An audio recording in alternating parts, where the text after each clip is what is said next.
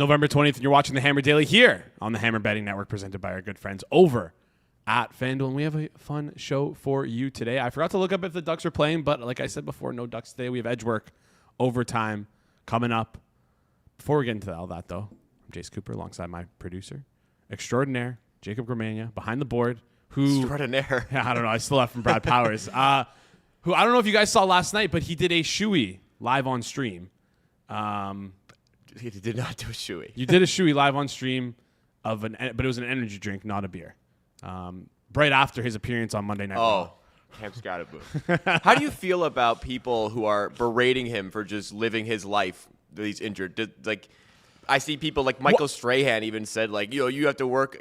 Michael Strahan was upset about the WWE because he's worried about him getting hurt. I see other people saying, worry about getting healthy instead of doing all this other stuff. He's a human being, number one. Number two, if you saw when I saw the WWE stuff on Twitter before I watched the video, I'm like, oh my God, was he in the ring? Was he getting hit by stuff?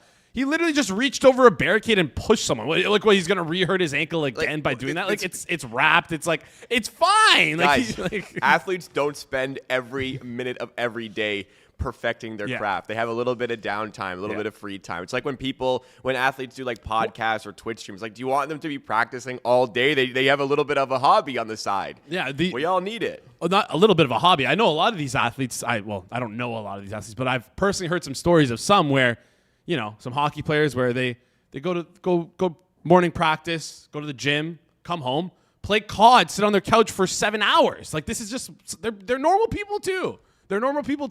They're just regular guys who are just happen to be good at sports. So absolutely.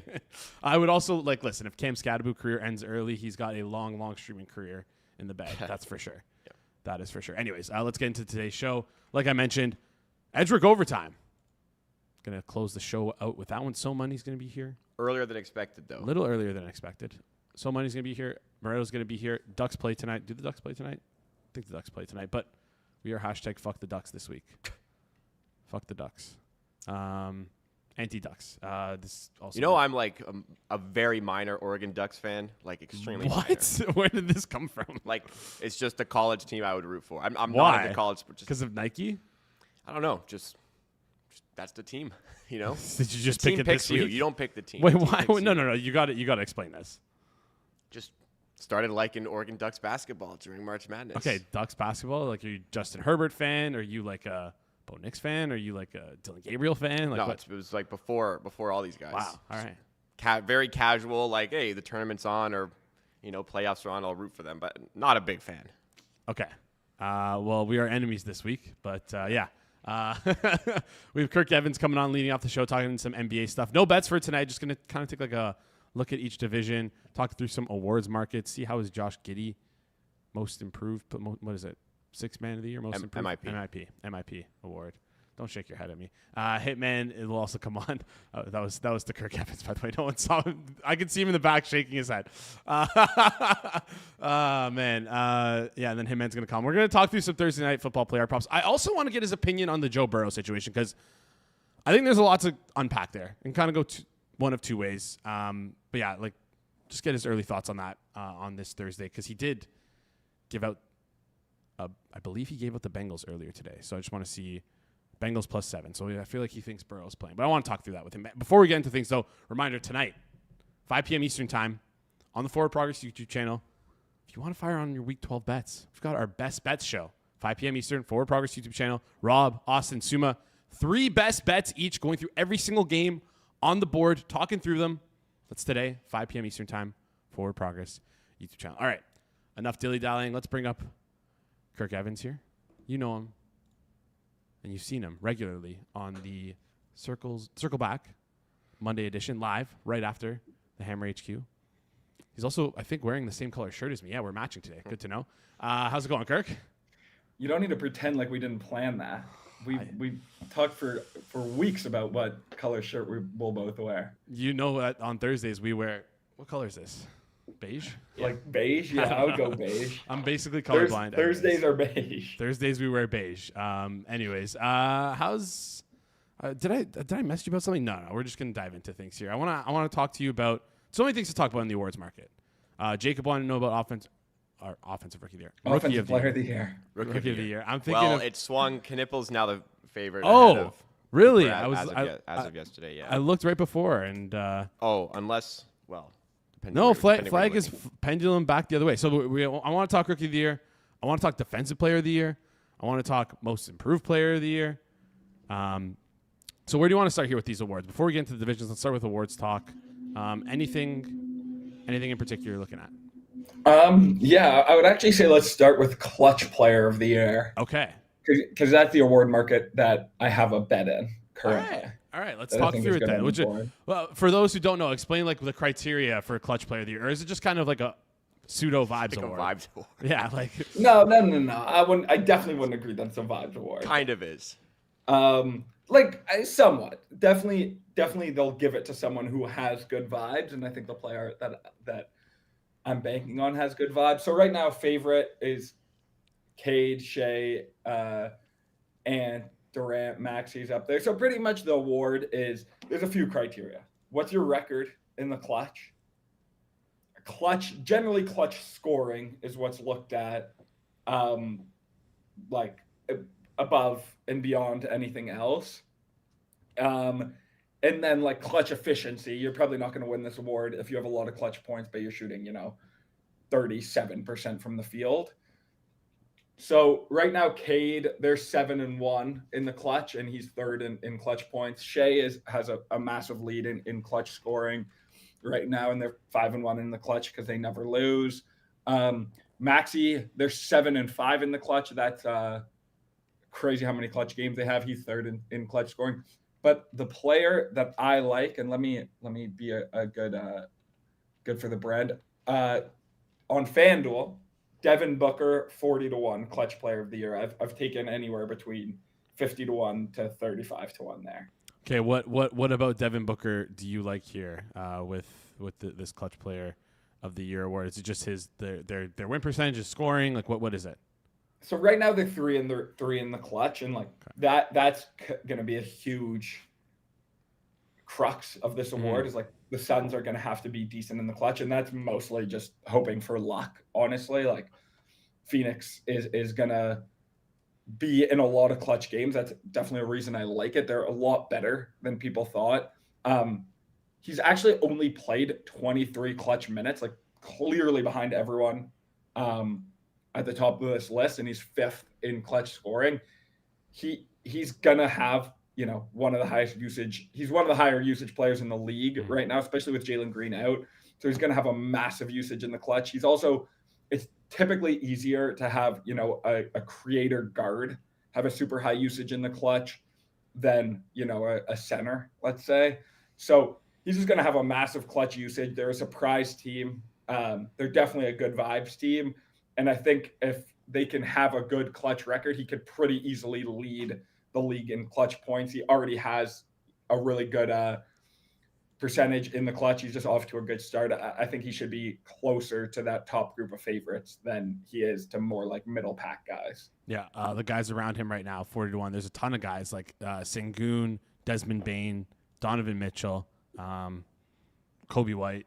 So feel like you shouldn't be in that tier of players. He probably should be moved up. So let's go with that. Devin Booker, 40-1, clutch player of the year. We talked about defensive player of the year when you were on last week. Talked about MVP when we were on last week. And you, not saying that you liked Wemby, but I think Wemby was such a massive favorite. Now he's going to get hurt. And like, is this something I'm sure this is something you've thought about in the back of your mind over the last year or so since Wemby's joined the league. But are you ever going to be are you going to be more concerned moving forward? Let's think like a year out from now, 2 years out from now. If you ever see Wemby at this big price that he was at pre-injury, is this just in your mind, I'm going to bank on him getting injury, find someone else on the board and hit it? Or how are you going to like attack defensive player of the year in the future? And then also, do you like anyone on the board right now? So in terms of Wemby, like I think the pricing has been pretty reasonable. Like he was whatever, like minus 275, minus 300. That was kind of decently fair, especially because he hadn't missed a game all year for him to get to that 65 game threshold. Now, obviously, that's a lot lower. So defensive player of the year is not really a fun market unless like if Wemby qualifies, he'll win. If Wemby doesn't qualify and Chet qualifies, he'll win. If neither of them qualify, it becomes pretty interesting. I do have one bet in this market. I'm not that confident it's good, to be honest. I didn't bet very much. I took some Rudy Gobert 70-1 depoy.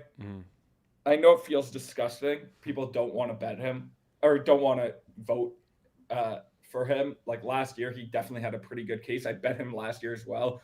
And sometimes I do get lost in like the idea of like who deserves an award versus who's going to get voted for an award. But I think pretty overwhelmingly, he has the third best case for Defensive Player of the Year right now. Like maybe Draymond is up there, maybe Mobley, but like Mobley, they're going to be an underwhelming team. They're again not like I don't even know if they're top 10 in defense right now. They're probably something like that.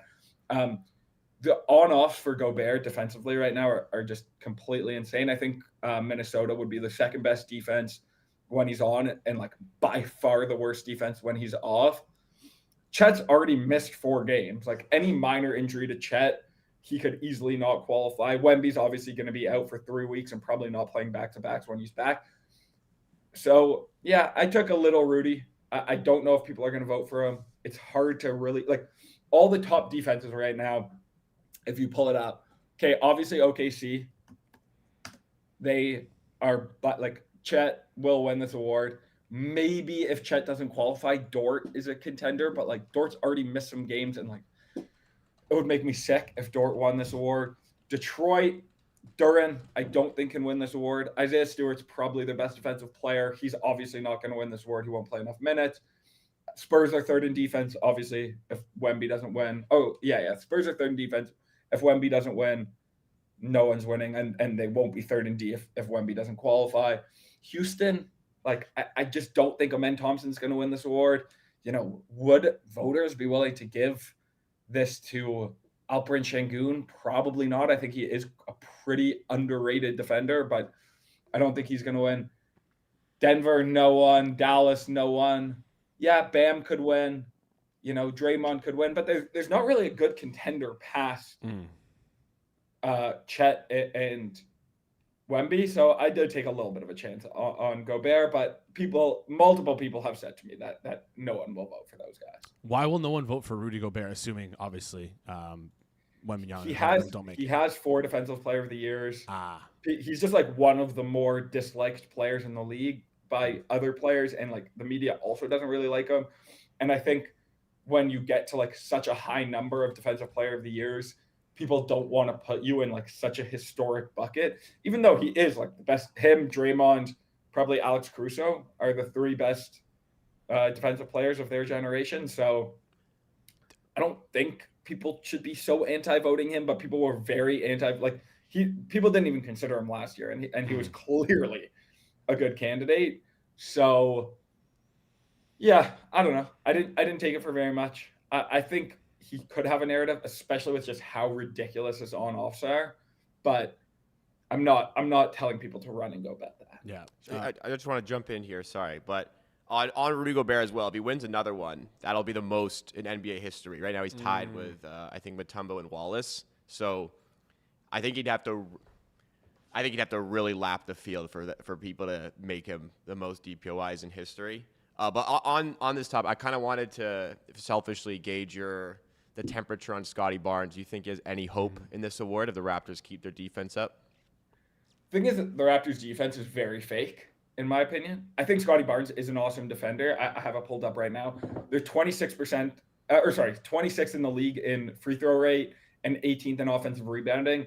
They're currently 10th in effective field goal against, but I think unless last night changed it, they're like by far number 1 in 3-point defense. It's just not going to keep up. So right now they're like the 8th best defense in the league, and I think that's going to go down, not up. He could be a contender if the defense keeps up or gets better and Chet and Wemby don't qualify. I think he's more of like a second team all defense contender than like an actual defensive player of the year. And I just don't even think he's that level of defender as well of like a defensive player of the year. be the worst defender to win Defensive Player of the Year. I guess maybe Marcus Smart, Yeah, I was but gonna other say. than that, I couldn't really think of anyone who's closing. And Marcus Smart probably was a better defensive player than Scotty Barnes is right now. All right. But yeah, Toronto, just to get the stats up, they are number 3 in 3-point defense. They're number 28 in location effective field goal percentage. So essentially where teams get their shots from, but they're 10th in effective field goal. I just don't. I think they're middle of the pack D. I think they're fine. I don't think they're a particularly good defense. So out on Scotty Barnes at 100-1, but in on Gobert 70-1. Right now on FanDuel 60-1. Gotta pray that he gets votes. I guess the sliding door moment of him touching microphones is like much bigger impact than he ever realized. Let's move on to most improved. You were gonna say something there? Yeah, I actually don't think it's. I don't think it's that much of that moment. I think players kind of hate him, and it's more the 5D boys. I was just more making a joke about that. I think he's won like 2, maybe even 3 since then. That was kind of a joke. I wasn't serious about that. But anyways, maybe I missed the mark. Let's talk about Rookie of the Year and then move on to the divisions that you wanted to talk about here. Jacob mentioned last night, Knipple flipped Flag, but Flag flipped back. Flag plus 125 right now. Not having a great year, though, but still favorite to win the award and be Rookie of the Year. Knipple plus 150 right now. Edgecombe still hanging in there a little bit, plus 450. But I remember last week you said he probably doesn't really have a chance. You think he's going to regress a little bit. Is this just fully Knipple versus Flag? Like, do you think Knipple will eventually flip Flag, and is he deserving of the award? So I do have some Knipple in this market at a prior price, but I don't really see an argument why Knipple's not the favorite at this point. If I'm being honest, like maybe the argument is that Brandon Miller is going to come back and that'll take a hit to his usage. But like Flag's, I think going to be an incredible player. I don't really see why his stats going forward are going to be better than Knipple. Knipple is an absolute stud. Edgecombe, to me, is in a wrong bucket right now. I think Coward is probably just as likely, maybe slightly less likely, but those two are much closer than Edgecombe is to Knipple or Flag. Edgecombe's been like the worst player in the league for 3 weeks now. He is fucking horrifically bad. He like Philly should start playing him a lot less, and I actually think they will, because they're in a playoff spot right now, and I'll pull up some VJ Edgecombe. I think he's shooting like 30% from the field in the last few weeks. He just had it happens in these markets all the time. He had an incredible game 1, game 2, and then it just the narrative kind of stuck, but he's just not I think he's had a promising start to the year in the sense of his career will be good, but in the month of November, he's shooting 35% from the field, 30% from 3, 39% from 2. He's just not Knipple is a legitimate NBA player right now as a rookie. He's a complete stud. His stats are totally ridiculous. I think Knipple is the favorite, honestly. And I think that he's established himself enough that I don't think I think he's the number 1 asset. Not that they're going to trade him, but Con Knipple is the guy in Charlotte. He is the most important player on their team. He's way better than Brandon Miller. He's way more important than LaMelo. So I actually just don't really see his minutes going down. I don't see his usage going down. He's just a stud. I think he's probably the I don't know if he's the odds-on favorite. I don't know if he's better than 50%, but I think he should be favored over Flag as well. All right.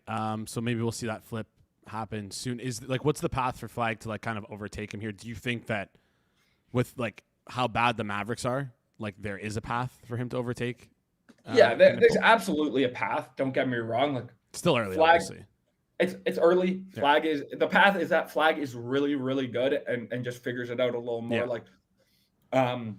Wemby was clearly worse than Chet for the first few months of their rookie seasons, and then Wemby just kind of turned it on and won Rookie of the Year and was way better than Chet. So if Flag does that, but Flag isn't really that Wemby level player, and I think they have him in pretty like just Bad the spot. way they're using him. The team's offense is so bad; they have no spacing.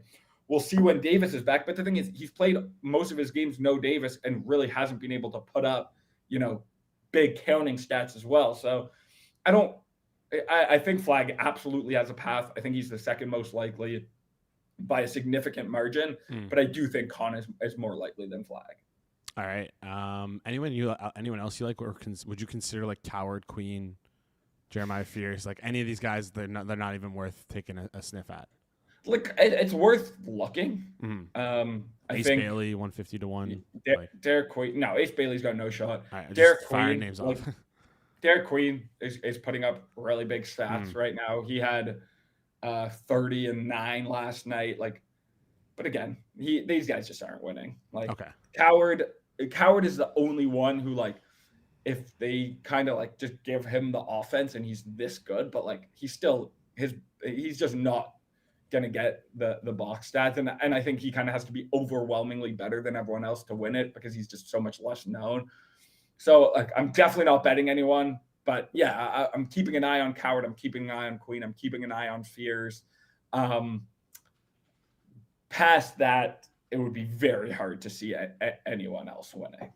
All right. I'm gonna ask you one more question. We're gonna scrap the division talk today because I want to get your opinion on this. So Money came on Tuesday, and So Money likes to dip his toes into futures. Knows a lot about the NHL. Knows a lot about tennis. Knows a lot about the CFL. But he kind of still knows, I think, a bit about the NBA. I don't know to what degree his knowledge is there, but I just know he knows his stuff. He came on. He said, "I like one bet, and I want to give this up before we start the show. It's regular season wins. He wants to take Oklahoma City Thunder to break the NBA record of regular season wins. Back, I think on Tuesday, it was plus 1240, now 11 to 1. Available on FanDuel. What's your opinion? What's your take on that?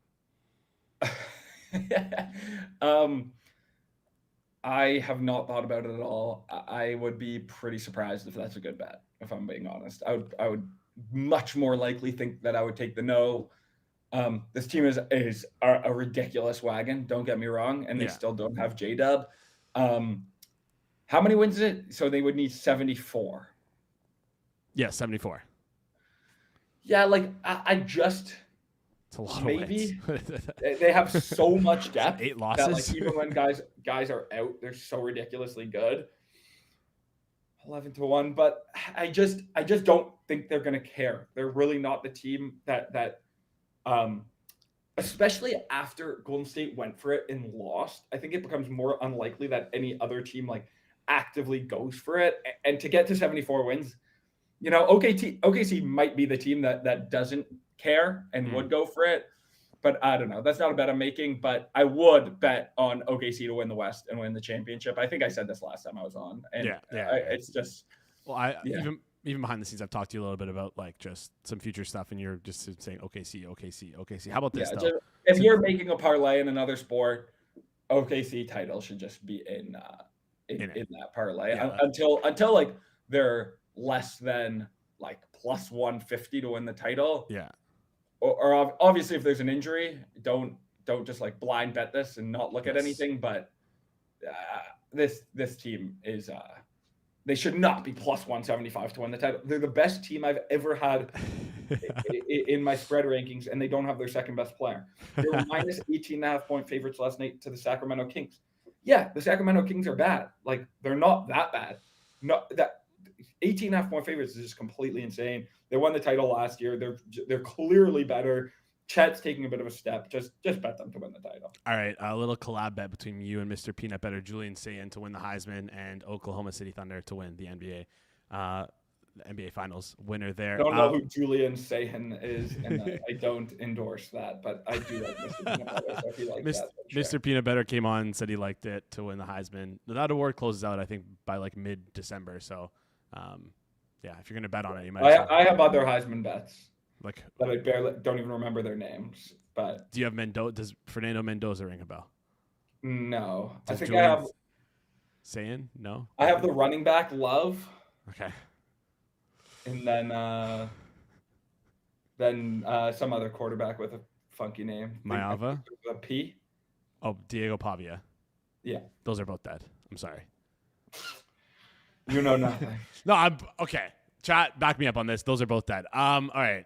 Hitman's gonna come on here in about 4 or 5 minutes. Before he does, I want to get you came on. You claimed you were a Jake Paul expert. Me and myself and Jacob have kind of had a conversation about this Jake Paul Anthony Joshua fight. I think it's moved out of the Jake Paul range for me.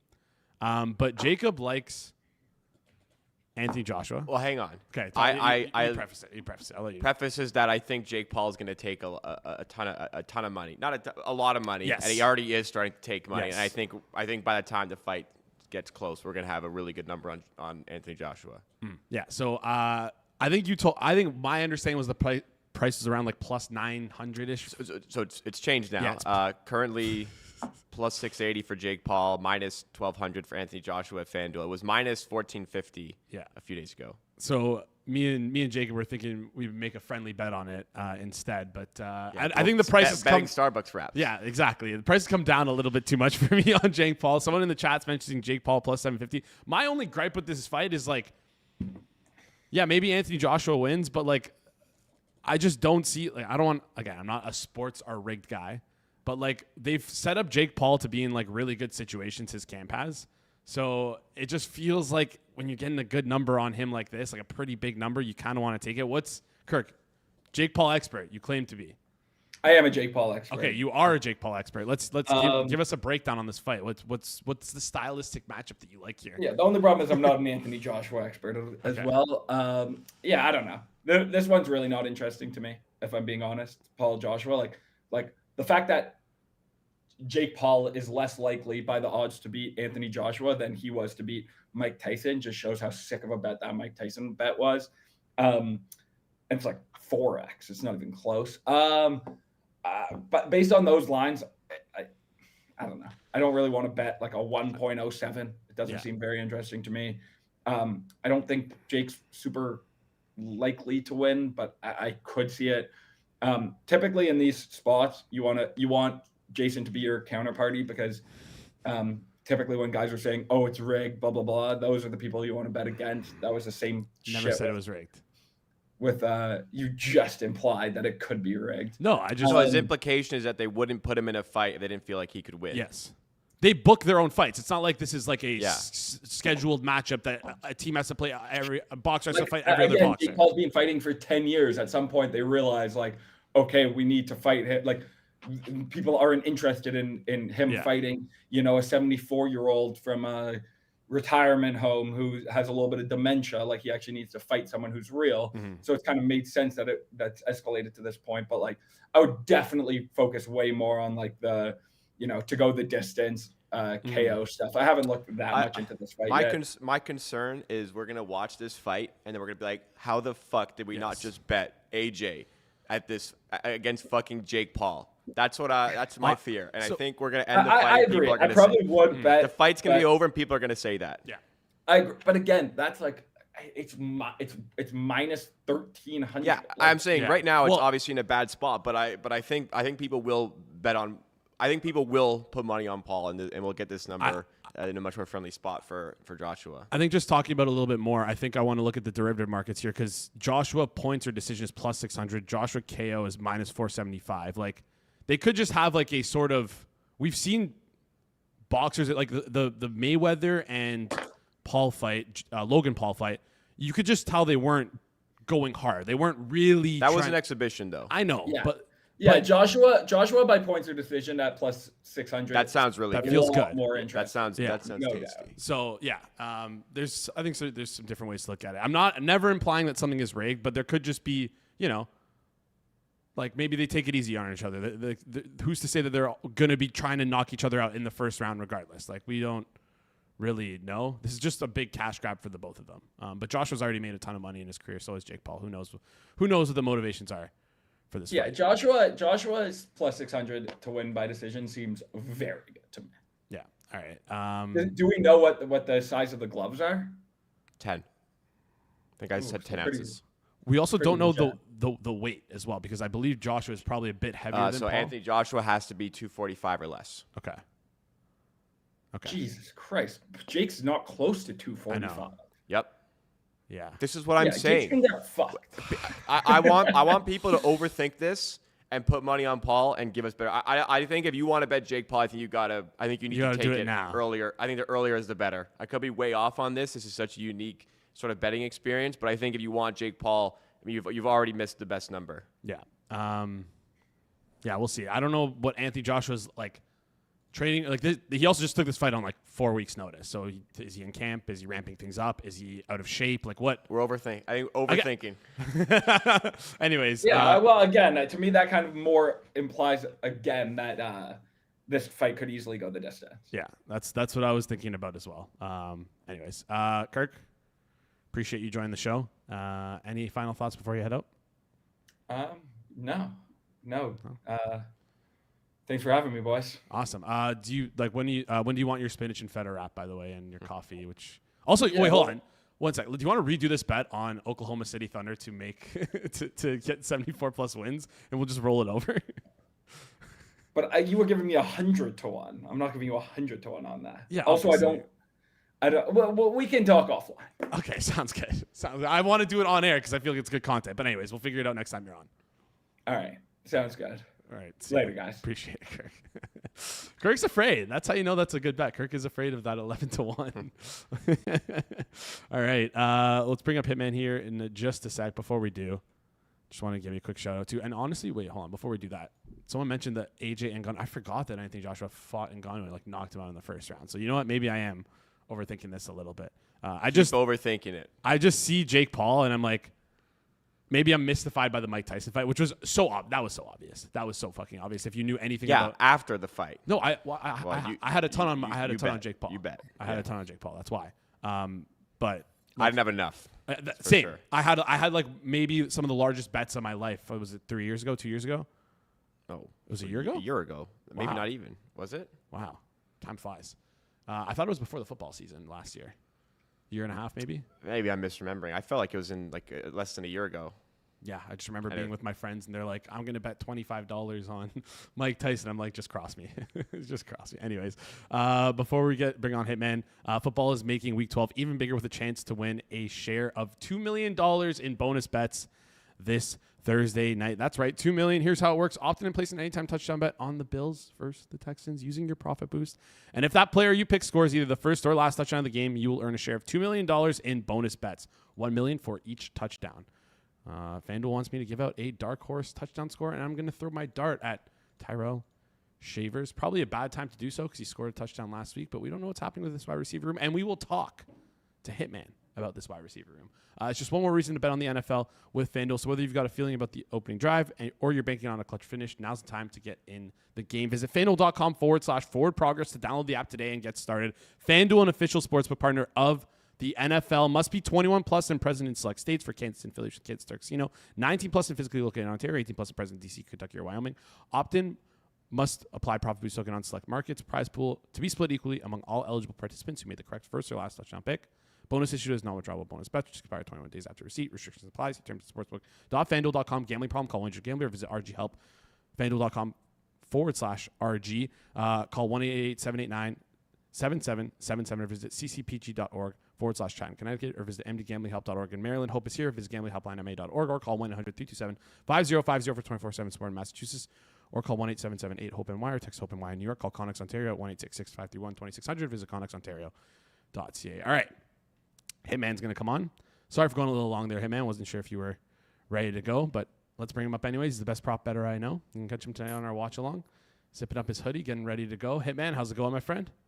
What's up, guys? How's it going? Good. I want to talk to you before we get into things. First of all, any opinion on Jake? I don't know if you heard the Jake Paul, Anthony Joshua discussion. Any opinion on that, or are you just going to wait to? I did not hear it. I know they're both boxers. All right. Don't even worry about it. Let's focus on what you do know, and you do know a little bit about football. I'll say you know a lot about football. Can we talk about your most recent release here, the Cincinnati Bengals? You released the Bengals +7 -115. Obviously, the news Joe Burrow might be playing this week. What's your thoughts on Joe Burrow coming back this week? Do you think he'll be 100% healthy? And then also, like, in terms of the futures markets, do you see a scenario where Joe Burrow comes back and gets shut down early if they lose these next two games? Because they will be underdogs. I think people were saying maybe they'll close it around 5.5 if Burrow does play. What's your opinion on this? Yeah, I mean, I bet the Bengals, like literally solely the handicap is that I think Joe Burrow's playing, and I believe that's going to close good if Joe Burrow plays. I mean, that's just a handicap. If you could take 7.5, and it closes 5.5, even whatever it closes, then it's probably good in the long run. So I've been burned. Like I feel with injury news, I'm pretty good. I've been burned before. I was burned a few weeks ago. I bet the Ravens -7 against the Bears, and Lamar ended up not playing, and they ended up covering that actually, but it ended up being a bad bet at close. But sometimes get them right. Like tonight, I had Buffalo -3.5 in pocket. Just didn't think Stroud was going to play. Turned out to be that. Just from what I'm hearing from some people and just like reading tea leaves, I'm not saying like I certainly know. Like I only bet that like I bet this for more than an average bet, but I didn't go crazy. Like I didn't bet 10x on +7, 7.5, knowing that I could come back with -5 or whatever. Like I just bet maybe like 2x my normal size bet. So it's not like I know anything, but I just think Joe Burrow plays. So, and then for like Bengals futures, I honestly, I haven't looked into them enough to see how adjusted like their regular season wins are based off Burrow coming back early. I would guess that they're probably adjusted right now. And I don't know, Jason, like even if they fall out of playoff contention, like Burrow's such a competitor. I don't know if they just shut him down. Like I kind of think that they're just going to do whatever Joe Burrow says. Okay. Like Zach Taylor is on the hot seat right now. He's getting fired if they don't finish this season strong. Like if Joe says he's ready to go, I just feel like the Bengals organization is going to do whatever he says because they're desperate right now. Yeah, it's kind of crazy to me because like I hope this isn't like a ploy for Zach Taylor to kind of save his job, because you don't want to risk the health of your essentially franchise quarterback for a guy who should have been fired, in my opinion, 2 or 3 years ago. Don't think Zach Taylor's a good coach. Just looking at their win totals right now, over 6.5 wins is +165 for the Bengals. Over 5.5 is -180. Over 7.5 is +500. So they're probably looking in that that 6 range is what they're looking towards. Yeah, let me right see, there. Jason, real quick. I do like the futures simulator, and I plugged it in assuming that Burrow was going to miss a week. And I came out with 5. What's their current season win? They have 3 wins right now. I know, but what's their season win total? Over 5.5 is -180. Under 5.5 +155. It's between 5 and 6. Like okay, so I made it 5.3, and that was with the assumption that Burrow wasn't going to play this week. So, I mean, Burrow's only going to add for this week, and as far as win probability, I'm just thinking off the top of my head, like 0.15 or so. I don't know. I really don't have an opinion on that season win, to be honest. If anything, my numbers are saying under, but yeah, that's kind of what I was leaning towards here, with just maybe like an overreaction to the news. But anyways, Ecolt in the chat saying Burrow is not playing. I think I agree with Ecolt. I think there's also a path where, they let him practice this week, doesn't play. Let him practice next week, doesn't play, and then they lose these. Yeah, I mean, games. Listen. Again, I'm not like reporting news or nothing. No, I know. I have 100% confidence. I just think I think he's going to play personally. Yes. Yeah. Well, the number also is an in between of if he's going to play or not play, and especially at 6.5 right now. Yes. Yeah. So yeah. All right. Let's talk this game for tonight.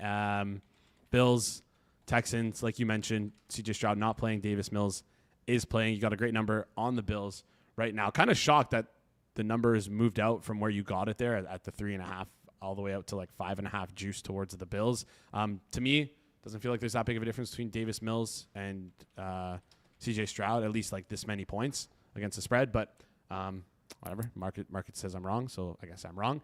I want to talk first about the Buffalo Bills pass catchers, receiving room. We saw Keon Coleman get scratched last week. Tyrell Shavers to me looked like the guy who like kind of came out and looked the best of that receiver group. Anyone you like in terms of the receivers with Kincaid out, Samuel out, Hardman out, just like glut of injuries in this wide receiver room. I mean, Keon Coleman, we don't know what's going to happen with him. I mean, pass posting, but I played a lot of Coleman unders when at the openers. Those numbers, he's not even on the board right now. Mm-hmm. I suspect that he's not going to be back on the board because I'm pretty confident that Coleman's not going to be active for this game. I bet some Shavers overs at some earlier numbers. The way that I think this receiver room plays out is that Shakir obviously in the slot, and he's been a little banged up. So like I don't think he runs the full complement of routes, but he's still going to run the most routes on the team. But Elijah Moore will be his backup. Elijah Moore will also rotate in at the Z. At the X, it's probably, my guess is it's going to be Gabe Davis gets called up, and Joshua Palmer rotates with him. And then at the Z, it's going to be Shavers, and Elijah Moore rotates in a little bit. If I had to pick a Bills pass catcher that I'm higher on, and again, we don't have numbers on Gabe Davis and we don't have numbers on Elijah Moore right now, but it would be Shavers. There was a lot of talk like after that game about them saying like Tyrell Shavers does everything we ask of him. He does the run blocking. He plays hard. He plays special teams. We love him. We gave him the player of the week. We gave him our game ball and everything. It just seemed like almost like them saying out loud, like, this is what we're looking for in our receivers, which is basically the anti-Keon Coleman right now, that he does everything right. So I think that they could even potentially reward him with a little bit more playing time than he's gotten. Like, I still think it's going to be a heavy rotation, but if I did have to pick someone I'm higher on, it would be Shavers. Yeah. And Tyrell Shavers was like, listen, this was a while ago, but he was like pretty high level recruit, like pretty touted coming out of high school, heading into college. So like there was something there with him, and then it just seemed like he could never piece it all together. Maybe at 26 now he's able to do so. Tyrell Shavers plus 500 anytime touchdown, 22.5 is his yardage total. Jason, if you want, we could talk about it now. I'll go Shavers, my force play. There we go. It's because you heard me say Tyrell Shavers. Again, like I preface this with force play. I know it's funny. The other day, one of the people, and I think it was on our Discord or Twitter, he tagged me in something, and he was like, "Oh, I played Pickens over parlayed with Ryan Flournoy to score a touchdown," just because I was kind of saying on our show, like, yeah, Pickens. gun the head. These are the guys, and I know people are going to play it anyway. So I mean, if you're going to play it anyway, I think Shavers. It's not something I personally bet, but Shavers 5-1 would be. Yeah, of course. As well, these touchdown markets, high hold markets, like do so responsibly. If you're gonna like fire on something and you want something to fire on, that's kind of why I ask you, Hitmans, because I know people are gonna be doing it anyways. Just sort of be their North Star. That's all I'm asking out of you. Let's talk about the running back room for the Houston Texans here. We've seen Woody Marks' snap count kind of increase over time. Before he was kind of using the third down role, 2-minute drill, but over time, it's kind of just lost. He's won the job over Nick Chubb, being used throughout series. They were splitting series at one point. Then now that's not the case anymore. My only problem is Woody Marks, as much as I love the guy, just doesn't look as good between the 20s as Nick Chubb does. Do you think this will continue here? His rushing total is at 62.5 right now. Chubb is at 21.5. It feels like they're a little too far apart in terms of talent, but maybe in terms of usage, it's probably about right. Yeah, I mean, Chubb hasn't been running bad the last 2 weeks, and Marks was pretty inefficient last game. I don't know. I don't know what happened. I mean, I kind of lean towards Marks unders right now, but I'm just not ready to commit. You know, Jason, I'm just kind of testing the water. Like, you know, that's kind of where I stand with that. I kind of agree with you that I think there could be a game coming up where it gets a little closer. I don't know if that is this game, and obviously Buffalo's run defense is freaking terrible. And another concerning thing about Chubb, just thinking out loud, is that when the game script does go away from Houston, like that is very negative towards Nick Chubb. And this is obviously a game, like if Woody Mark starts, gets the first draw, you never know. Like Houston could find themselves down 7-0, 10-0 early. I mean, they're 5.5-point underdogs in this game. And if that happens, he's probably going to get phased out. So I don't know. I'm not looking to play anything with Chubb, but I would kind of maybe lean towards a Marks under. Okay. Yeah, that's what I was thinking as well. Because also when we see these game scripts for the last couple of games for these Texans, when they were playing the Titans, like first they were down a field goal in the first 2 quarters. In the first half, they were down the entire first half. So leads you to believe they wanted Woody Marks out there. Same thing with the Jaguars, down almost the entire game. And of course, when they're going to be down like this, they're going to utilize Woody Marks more because he's just more effective receiving back. Yeah, US. There you go. USC. You know. I know a little bit about Woody, Joe Quavius Marks, aka Woody Marks. Yeah, I know his name. Can't believe you know his first name. Anyways, yeah. So I think I like that look towards Woody Marks. Like you said, just hasn't looked efficient between the 20s. Anywhere else you want to look here? Dawson Knox Dalton Kincaid's out. Dawson Knox, the tight end. I asked you about Jackson Hawes last week. Any love for Jackson Hawes? How much 12 personnel were the Bills playing last week? Or do you think he's going to work in a little bit, or is he just not running routes at all? He's just purely a blocker. I could tell you that real quick. Well, Market seems to disagree with me because he just wicked up a little bit. Yeah, dude. I mean, Jason, like Jackson Hawes ran 3 routes. Okay, I'm going deep in the bag. It's a Thursday night football game. We got to look around a little bit. I have no interest. Okay. Anywhere else you want to look towards this game in terms of rushing and receiving? Like, feels like there's not really much here in terms of the Texans wide receiver room. Like Nico Collins is their guy, kind of separating themselves. It's kind of Nico Collins and everyone else. Like Dalton Schultz, maybe we can talk about 39.5 receiving. Yeah, lean under on Schultz. Buffalo's been kind of tough against tight ends this year. Jaden Higgins, 28.5. I kind of, if there's anyone on Houston that I would lean towards, I think Kirk may be a tad underpriced. Okay. 14.5 here as well beside Xavier Hutchinson. So you think Kirk might get a little bit more run than Hutchinson will. All right, Hitman.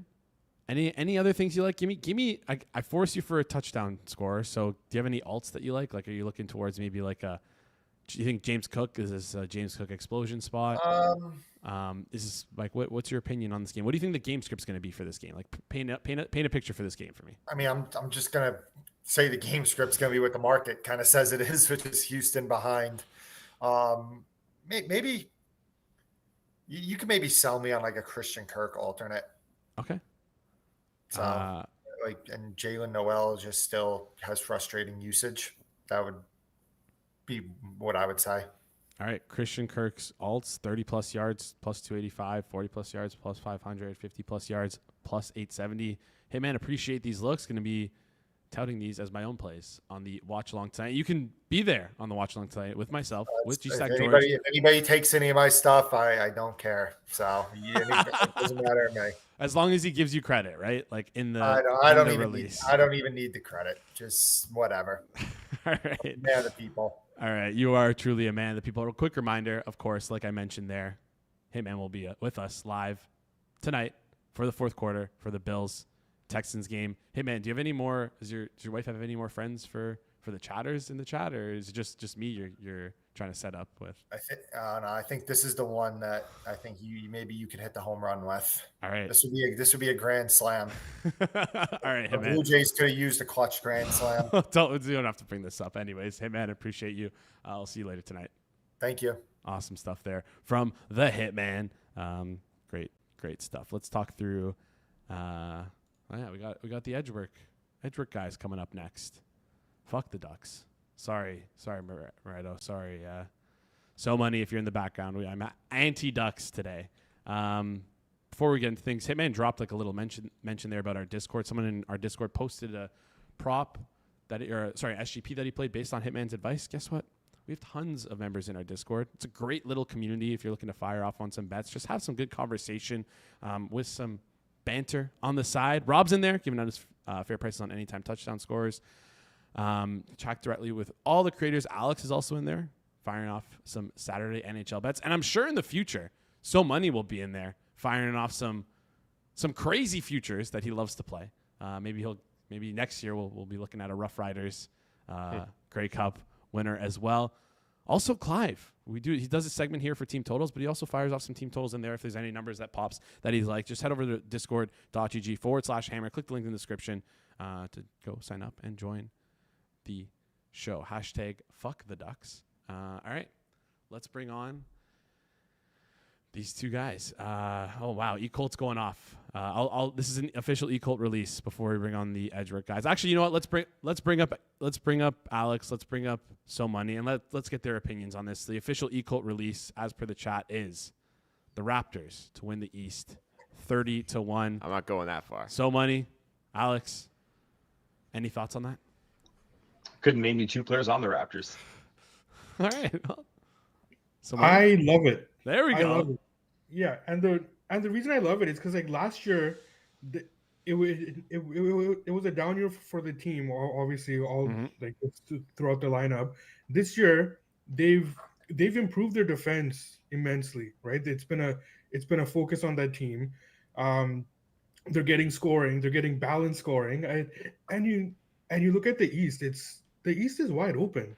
Right, like it's not like in like the West where you have like the Thunder who are like just nobody's going to touch the Thunder again this year. But I think that the East is wide open. You have teams, Detroit, Cleveland, obvious flaws there, and at 30-1, like why not? Why not us? Why not us? Why not set us up for another heartbreak like they did, just like this Toronto City did just a couple months ago? All right. Tons of games on the slate here. We're heading into Edgework overtime. Chat, you guys know the drill. Do us a huge favor before we get into this. Smash the like button. Goes a long way here. And then if you're new to the channel, hit the subscribe button. If you've done both and you're like, what the hell can I do to help out the show? Tell your friends about us. Or if you have a significant other, if you have a brother, sister, child even, set up a Google account for them. Subscribe here on the Hammer HQ under that kid's YouTube account. All right. Oh, Talking also about multi-accounting on the show here, or what's going on YouTube, but you're allowed to do that. There's nothing against doing that. Also, So Money bets so many Toronto teams that you'd almost think he wishes he was a Torontonian. So, yeah, I mean, it's just the way it works out. As long as you're winning, that's fine. I will say, I do have a soft spot for Toronto in general. Tons of friends there. I got family there, and also I absolutely hate the inferiority complex that us on the West Coast here have for like Toronto, where like they don't even give a shit about us, and like we're always sitting here talking about how much we hate Toronto and like how much the Leafs are shoved down our throats and stuff. Yeah, because they get ratings, right? Like that's why. So I mean, yeah, that's another rant for another day. I will go off on that one day about the inferiority complex here. They don't like to claim our Leafs, but they love to claim our Blue Jays and our Raptors. Hey, it's a little funny thing there. But anyways, So Money, maybe next time I'm in Vancouver, we grab a beer. Absolutely. Done. All right. Let's get into the NHL slate of games tonight. Got 12 games on the board. #fuck the Ducks. Going to be saying that the entire show. Devils, Panthers. Let's start with that game here. Panthers at home right now, -156. Total's at 5.5 right now, juice towards the over. Total's a little bit low here, but Alex, I'm going to throw to you. Are you willing to take this under 5.5 that's out there, or maybe under 6 that's out there? I know you're the undertaker, so anything you like in this game? No, not really. I think everything's pretty fair. Honestly, I wish you threw to So Money first for this one because I have a lot of bets later on tonight, and this is the one game where I don't really have any interest in betting anything in this one, so I'm going to keep this one short. And I didn't send you anything in fairness, so it's fine. I just didn't want to leave you hanging there because I'm talking to So Money about Vancouver this whole time. I'm going to throw to So Money then. So Money, off to you. Anything you like in this game? I do, and I did play the under. I do like the under 6 there. A little disappointed with how the Devils played against. With how the Devils played against Tampa Bay there. I thought that I was expecting more defensively from them, and it just didn't. It's not so much that they played that poorly defensively. I just thought I was expecting better from them, and of course, Markstrom, he's hurt, right? Sucked. So and he let them down. So it was okay getting the push, but I think that we deserve better. Should have been better. However, in this game, my thought process on the Devils has not changed. They're still a team that does want to get after it defensively. Florida is they are giving up less as well. So and we're gonna get Allen and Ned, who's at this point clearly the better option, especially with Markstrom being hurt. So I did play the under, like it up to -120, and I think that both of these teams they do want to they do want to play more defensively, and I think that's they both recognize that is going to be their bread and butter if they want long-term success. So play the under here, like it quite a bit. Under 6, -130 at FanDuel, but there's -115, -120s out there that you can very, very easily play. Let's move on to the next game. Hopefully, Alex is a bet to this one, because I'm going to throw it to you first again, Alex, unless you tell me right now that you don't want to talk about it. Capitals and Habs facing off. Habs at home, -134 favorites. At home, totals 6.5, -128 at FanDuel. Your guys, your team, your Habs. Anything you like here? I always want to talk about the Habs. Doesn't mean I have a bet on this game, but I'm always down to talk about this team. I think their offenses looked really good still lately, even with the injuries. They were really good against Columbus. They deserved a little bit better in that one. Obviously, the goal scoring output has come down. I think that's just kind of been bad variance with their shooting percentage. They're still creating plenty. Last 4 games, they are shooting 4% at 5-on-5 and 5.8% at all strength. So just like a little bit of a bad run on their shooting percentage, which was naturally going to come down after it started a little bit high. So I don't think there's any real any warning signs there or anything like that. So I have no concerns with the offense. I think the Caps have really struggled defensively on these back-to-backs.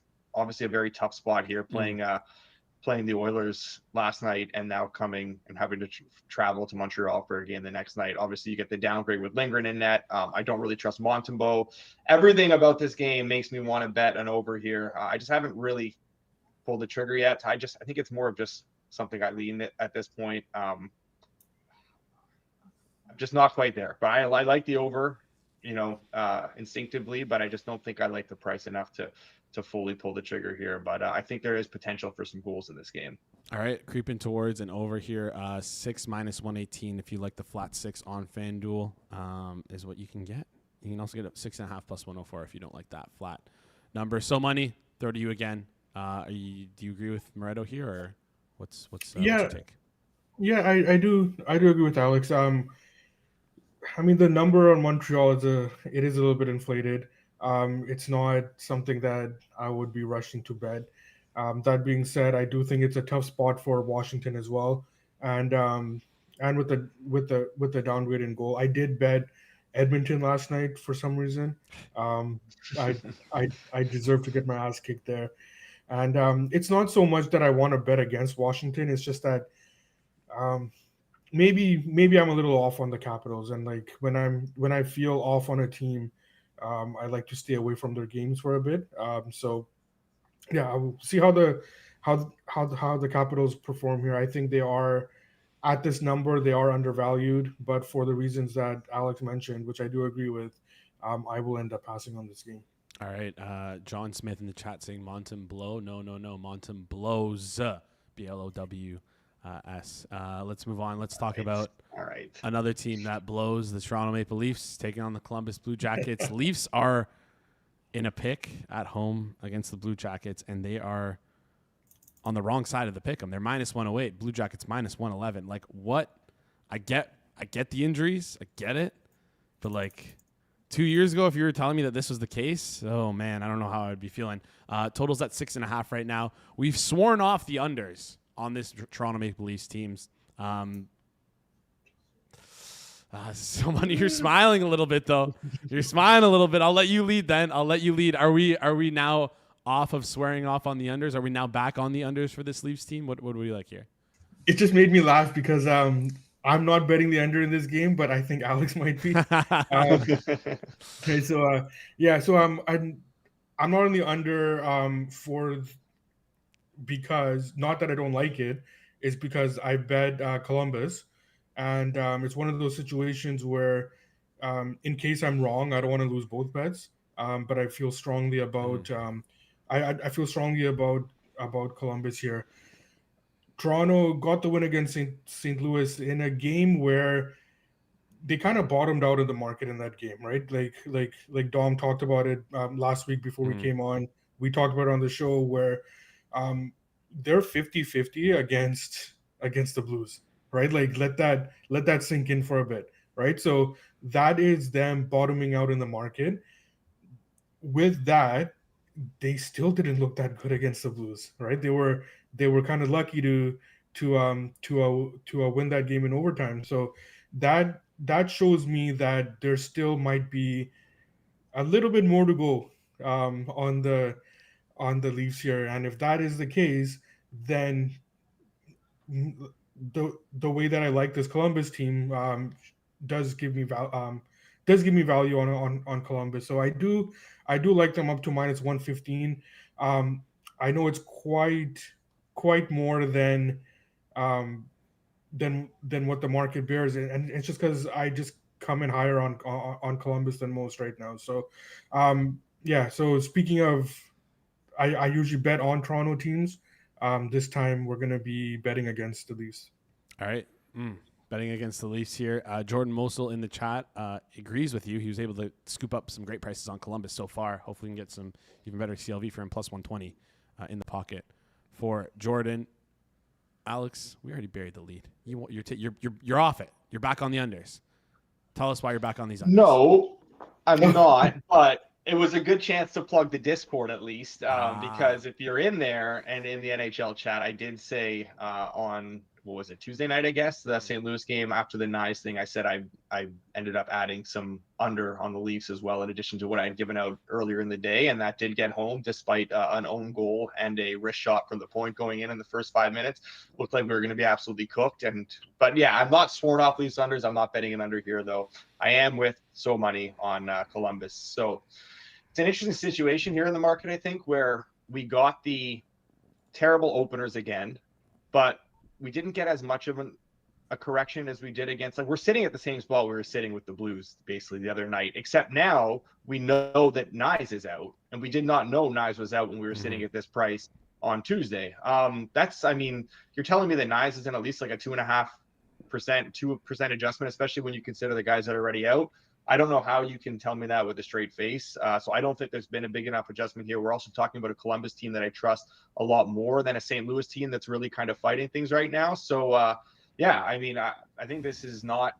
I think this has a lot more room to run still on the Jackets. I think that these -110s and -109 that are out there are still very, very good. And the only knock I'll give here is that Columbus has played a lot of hockey lately. This is their 7th game in 11 nights. This is their second, third, and fourth. So it is kind of taxing on this team, which is why I'm not like going ham on this one. And this is a roar, blah blah blah. I can see that's maybe the one reason why there hasn't been a big adjustment and why we're still getting a little bit of what I consider a discount. But that being said, look, it's a young team. They shouldn't struggle too much with this. It is a lot of hockey. It isn't the easiest spot, but I think we saw the Leafs come out with all those injured guys and give their max effort game the other night, and it still was not pretty. At least it was they were competitive and they weren't skated off the ice. But I think it's going to be very hard for them to replicate that again here tonight against a better team in Columbus. So I like the Jackets. Hopefully they're not too fatigued. We're getting the grief start, and Jackets. Pretty much every price that's available right now, even the -115 that FanDuel just ticked to, I think is okay. I was about to say Columbus taking money as we talk about this game in real time, and it really feels like if the Leafs are to ever win games anymore, like you mentioned, Jack Greaves in net, Joseph Wall likely in net for the Leafs. It's just going to be on the back of William Nylander. That's all it is. It's Willie will decide if he wants the Leafs to win tonight, and he'll just go sicko mode and score for them. But if that doesn't happen, they're not getting scoring from anywhere else. It's basically Tavares or nothing. So tough to be a Leafs fan in these streets. So let's move on. Let's talk the Blues and Flyers. Blues losing in overtime, like you mentioned on Tuesday, to our Toronto Maple Leafs, R being myself and Alex. Flyers -128 at home. Totals at 5.5 right now. -110 both sides. Alex, I'll let you start here. Anything you like in this game? I don't want to do this to myself, so I'm not going to. I think that it was possible. It was considered a possibility that Neighbors would play tonight, maybe like a 50-50 type thing, and then he was ruled in. And then the market didn't care whatsoever. I think the market should care. Neighbors is a very good player. And I hate that the market didn't care, because now it's making me very tempted to get on a Blues side here. But I don't hate myself enough. Like they're fighting it so much right now. It's just so ugly from this team. I think they are better than they've shown, but until I see it, I don't know how I can bet it. This is a Flyers team that I think is also in a bit of a potential like stale spot, and that they haven't played in 5 days, and it's just kind of, you don't really get that often anymore on the NHL, especially with the condensed schedule with the Olympics. So I'm not really sure what to expect from Philly here. I kind of leaned over, and just not quite something I want to pull the trigger on, though. With I'm not sure what to expect from Philly's offense with such a long layoff. That kind of can impact the offense quite a bit. For St. Louis, I think the 110 that's there is probably good, but not something that I'm going to end up betting, and it's just something I'm going to end up sitting here and regretting in 8 hours when the Blues finally win. And I did have 0 money on them, so looking forward to that. All right, is that Jordan in the chat? Jordan in the chat saying, "Join me, Moretto. Hoffer legacy game." Doesn't seem like maybe Jordan can get you over the hump here. Maybe he can push you over the ledge, but I guess not. So money. Anything you like here for this game? Yeah, I'm not going to live with the same regret that Moretto will. I did bet the Blues.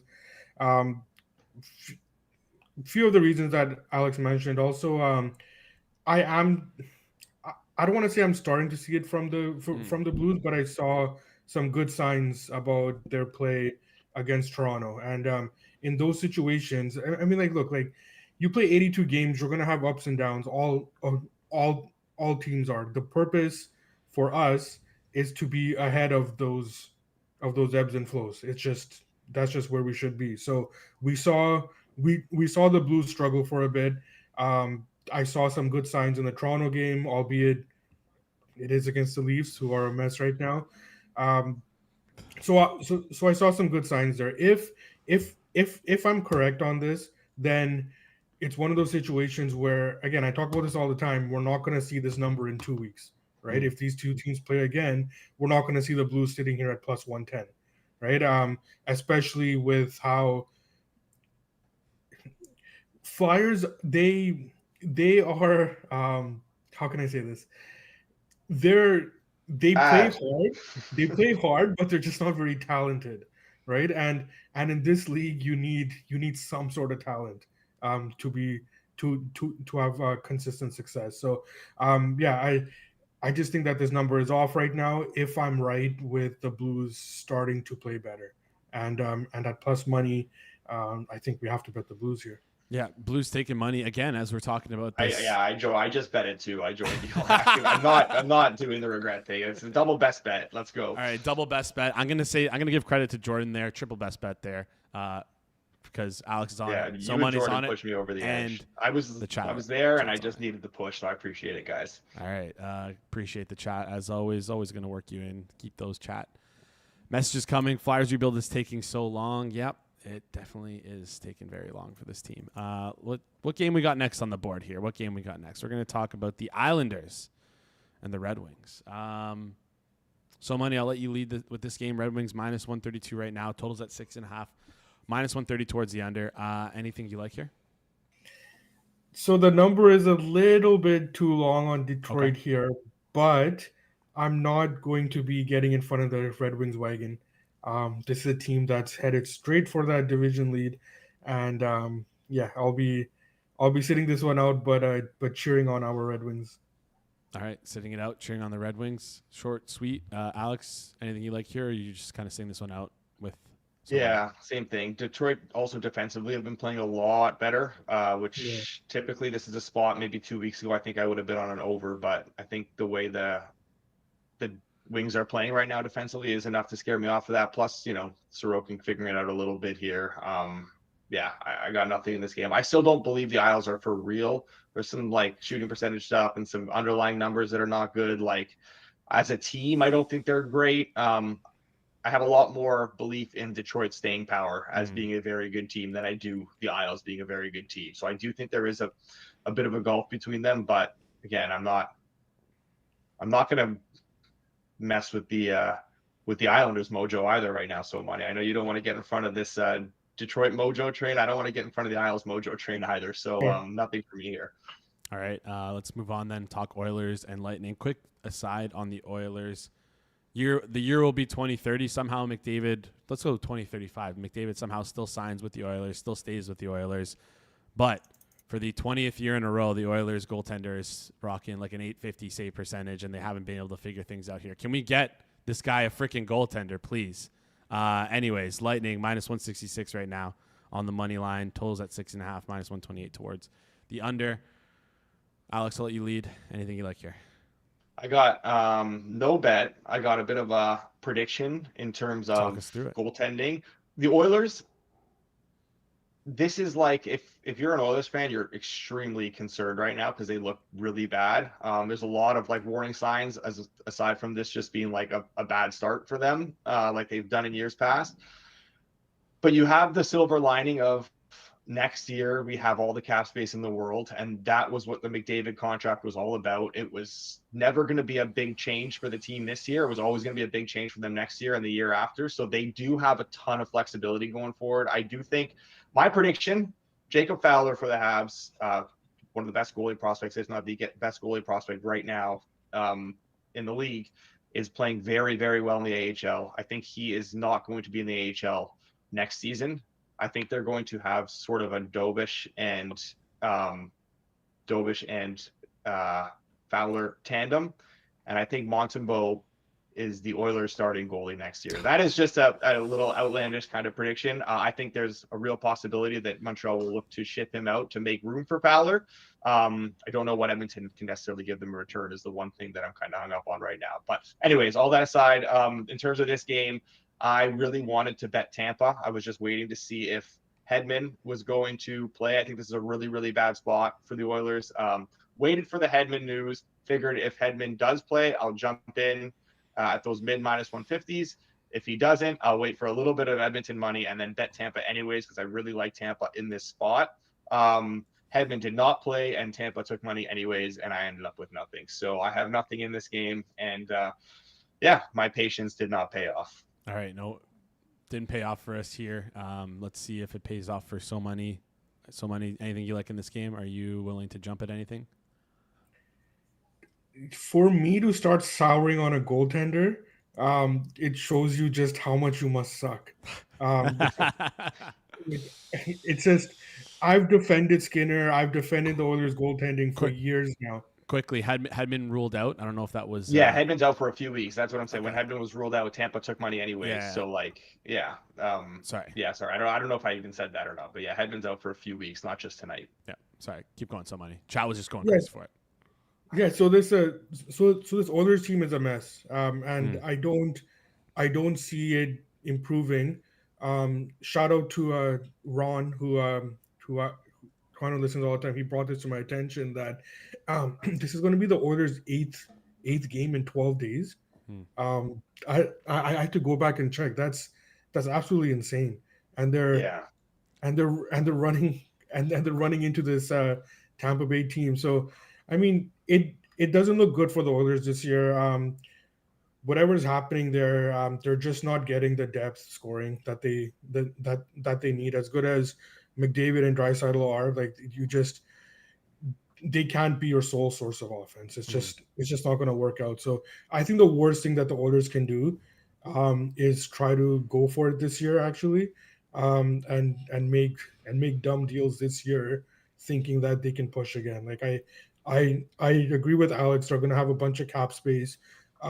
It might be in their best interest to just call it for the year, and they'll obviously have McDavid back, and then they can kind of retool on the fly because of the cap space that they're going to have. So let's see how the Oilers handle it, because no matter what you do in terms of improvements this year, you're still not matching up against the Avalanche, right? Like that's a team at another level if they can stay healthy. So it's going to be tough for the Oilers this year. In this game, I agree with Alex. I think that Tampa Bay just took off a little bit too much. and I still can't bet on the Oilers, even at this number, knowing that Pickard is going to be in net, knowing how many games that they've played. It's just not a good spot here for the Oilers. Steven Simpson, sorry, in the chat saying over 6.5 he likes in this game. Then Charles backing him up and saying 8th game in a row without a goalie in the net for the Oilers. let's move on to the Kraken and the Blackhawks here. Essentially a pick 'em on this. Blackhawks minus 113, Kraken minus 106. Blackhawks at home. Totals at 5.5. Minus 118 towards the over. So Money, I'll start with you. We're gonna fire on this game, or are we holding off again? Yeah, just give me the Blackhawks, right? Like it's like every game they're short here at home. I get it. Market's going to be slow to adjust on this team, just like how they've been slow to adjust on the Ducks as well. I mean, it's not a changing of the guard, but it's a changing of market sentiment at this point. So I think that even at home here, being the favorite, they're playing a Seattle team that there's a distinctive home road split with the way that Seattle plays as well. So yeah, give me the Blackhawks again. I like them up to minus 115. All right, Blackhawks up to minus 115 right now, minus 111 at minus 113 at FanDuel. Just moved. But yeah, you can find minus 112s, minus 115s out there. Actually, wait, what am I saying? Minus 113. Much better price. Go with those. Alex, do you like anything in this game? You also on the Blackhawks here? No, I lost our head-to-head the other night. The Flames were horrific. And then, of course, they win last night in Buffalo, so they saved their terrible performance for Tuesday. I still don't think this Blackhawks team is good, but I think the Kraken are also very bad. What I do want is an under 5.5 plus money here if Decord starts. I cannot bet it without Decord. Both these teams really struggle to generate offense. I know Decord's back now. He's their starter. He should be going every night for the most part, outside of the back-to-backs and the long stretches. But with Murray hurt, I feel like maybe, and Decord just coming back, it's possible they play it a little bit more cautious with him and not try and overextend it. So I do want to have that confirmation. But if Decord goes and it's Decord and Knight, I think we're getting a great goaltending matchup and two offenses that really, really, really struggle to actually generate offense. Despite Chicago's outputs, a lot of it is down to a really high and unsustainable shooting percentage. So I like under 5.5 here, but I'm waiting because the difference between Decord and Grubauer is significant. Yeah, you might have to wait a little bit longer because notoriously not a fan of these Kraken reporters. Also, if you search Decord on Twitter, good luck finding a Decord related tweet because it means all right in French. So bunch of French tweets you get instead of finding if your goalie's starting or not. Anyways, let's keep it rolling here. Quick reminder to the chat: we're just past the halfway point of games here. I see a bunch of you guys watching in the chat. The likes aren't where I'd like them to be at, so if we can just get a couple more likes, it would be a huge favor for us here. So if you're watching the video right now, if I'm on your screen, just take that cursor, move it down a little bit. Click that like button. Takes 2 seconds. Very, very quick, and it helps us out a lot. So please do us a huge favor and do that. Let's talk about the Rangers and the Avalanche. Also, Charles, Jordan, I see what you're saying in the chat. We're going to get to it at the end of the show. Rangers, Avalanche, absolute wagons. The best team in the NHL right now, minus 210. Totals at 6.5. Rangers not at home. Albert must be on the road sweeping the ice in Colorado. I don't know what he's doing. Too busy to come on, though. Alex, I'll let you lead with this one. Anything you like in this game? Not yet. I do have a bet on each of the last 4 games. I know I've been full Albert here, barely firing so far. I do have a bet on all the last 4 games. I don't have a bet on this one right now. I do really, really want to get on an under here, but I just really want to see if those 6.5 spot because I'm trying to time the market a little bit. Avs overs have taken money consistently every single night. It seems like Avs overs are getting blasted near post. So I think that we'll get a 6.5 minus 120. If we do, I will be in. I'm not really looking to bet the 6s right now, but I'm going to talk about the Avs unders. I've talked about Rangers unders, both very strong defensive teams. at this point, it is what it is with the Rangers offense. Like, you keep waiting for the uptake. I think maybe it's just not happening. I think there's a bigger issue than just talent right now. Like, you saw the JT Miller clip from the other night. Yeah. That was pretty alarming. The body language was disgusting there. That is JT Miller. Like, to me, that's JT Miller though. Like, it's never been like, he's always been like that.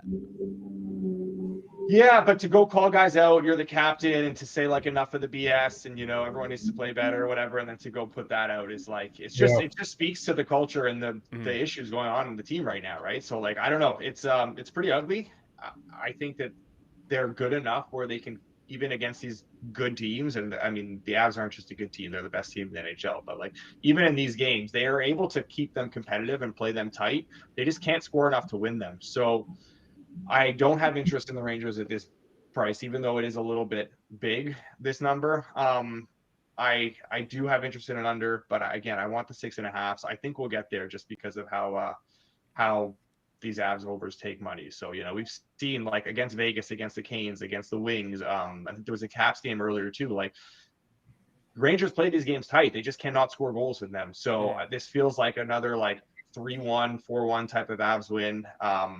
And if we can get a 6.5 minus 120, I will be in on the under. All right, 6.5 minus 120 is where Alex is looking right now, and you're at 130 right now at FanDuel. Maybe we can get it a little bit closer to close. So money, you agree with Alex here? You like the under at minus 125, 6.5, or what are you looking for? I do. I like the under as well. I haven't played it yet. But I think that I'll probably end up joining Alex at some point. You look at the line composition for this game. I mean, like, we can all look at it and like we know immediately that Colorado's inflated, right? Like, if it's going to be a tight game, we know we're going to get Shesterkin in goal. Rangers can tighten it up, and we're looking at upwards of minus 210 here. Clearly, Colorado's inflated. However, it's still not enough for me to get in front of Colorado at this point. So I will pass. I do come in higher on the Rangers than most. I think that a lot of their issues, I think, are going to be addressed at some point in terms of the locker room dynamics. I do think that they've gotten a lot better defensively.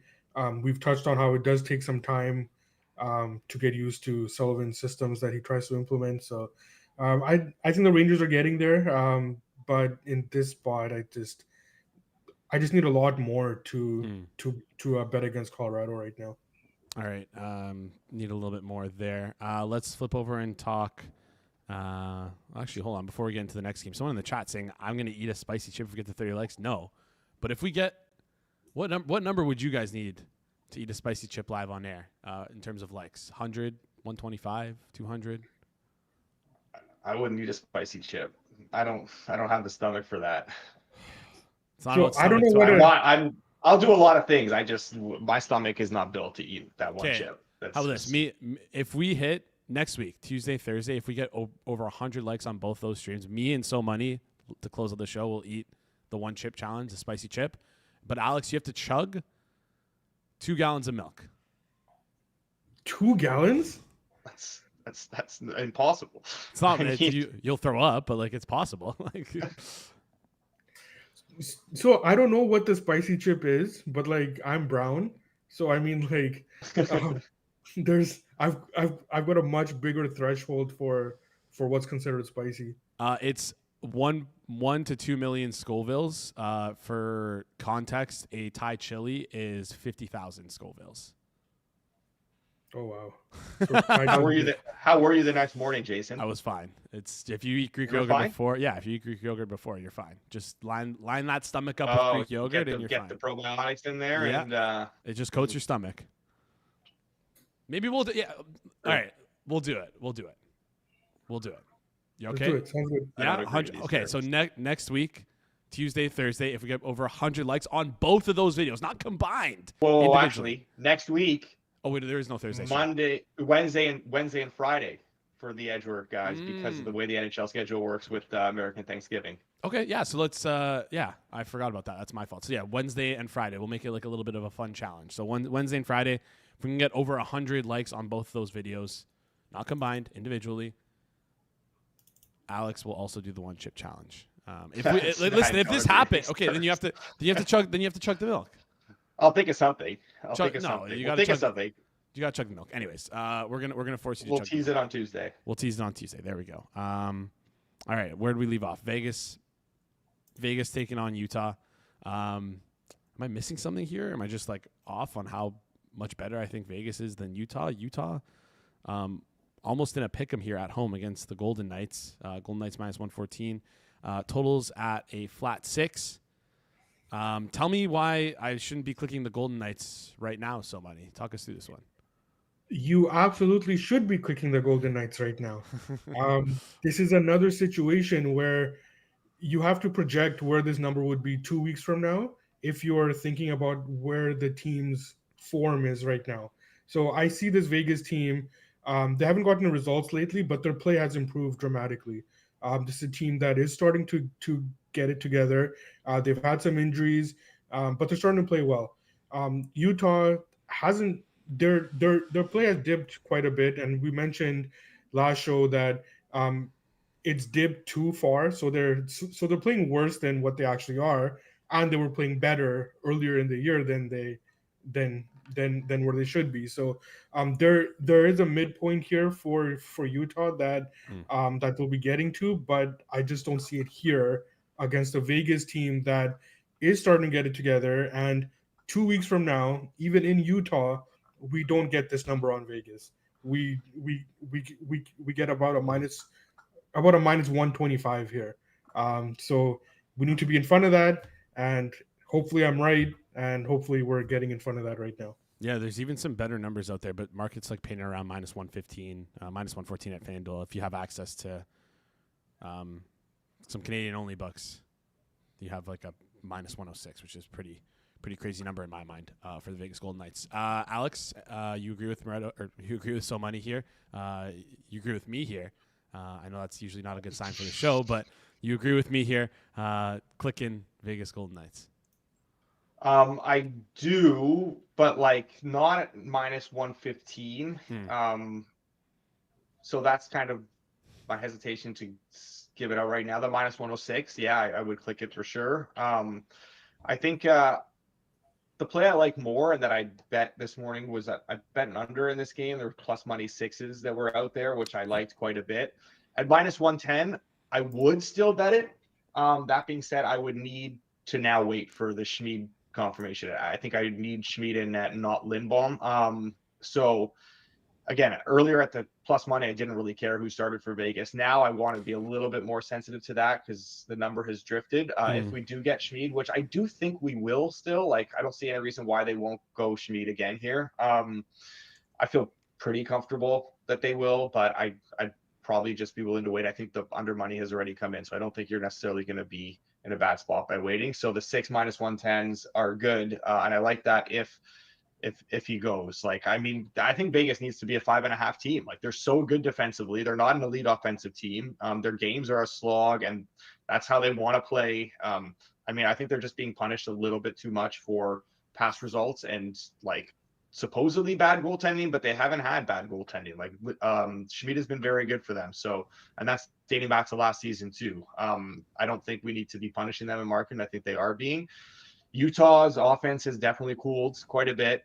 They approach things differently against these top teams as well. Like, they're just not able to play the game that not even the game they want to. They don't necessarily want to play that back and forth run and gun sort of style. But yeah, in these games, they play them a lot tighter. So I do like this under. I mean, -105s are available. -110 is good. But again, would want Schmid if I'm betting the -110, which I think we'll get. So yeah, we can give it out as an official play here. The under 6 -110, I think, is fine. Yeah, -6 110 available at FanDuel. Chat also coming up with some crazy recommendations for you, Alex. The chat voted that they'd rather. Do I even want to know? The chat voted that you should drink the 2 gallons of milk over the 1 chip challenge. Like, that definitely tells you that you should be going for the 1 chip challenge. Someone also said Moretto's punishment is you have to go to White Horse. That's the challenge. Just find your way there. I go to White Horse. All right, find your way there and then come back. But you can't take a plane. I mean, see you guys in about 3 weeks. Like, You'll be on a train doing edge work. Should be fun. Hopefully they have good Wi-Fi yeah. on there. Ecolt's also saying that 100 likes and him and I will do a live stream from the Yukon. I'll easily do that. I'll do that happily. But I want Ecolt to be on the air. I don't think he said anything about him. Oh, he just said, okay, well, I'm bringing him in here as well. And then someone asked how many likes for me to shave my mustache. If we can get 1,000 likes total in a single week, or let's go to 125 likes from Monday to Friday, over 125 likes on every single video, then I'll shave my mustache. I feel like that's What about to shave your head? I'll shave my head with you if you shave my head. Yeah, Yeah. No, I'll shave my head when we get to 50,000 subscribers. That's when I'll shave my head. Yeah, I'm not shaving my head. It's like the best asset I have is my hair. I can't get rid of it. Like, I've also heard some horror stories of people shaving their head and just never going back. I can't do that. I'd be dead. Yeah, right. So yeah, it'd be like so money would have to shave his head, not you, Alex. That's not fair. Like no, nobody's touching my hair. Yeah. what are you trying to say about my hair, Jason? Just say it. It's short. It's not as long as. Yeah, fair. It's not as long. It's like Fair. That's fair. It's also receding a little bit, so I don't really care at this point. I think you have a great hairline. I don't know. I disagree. Like you're fine. It's going further back. Which I don't care. It's not. I don't mind, but.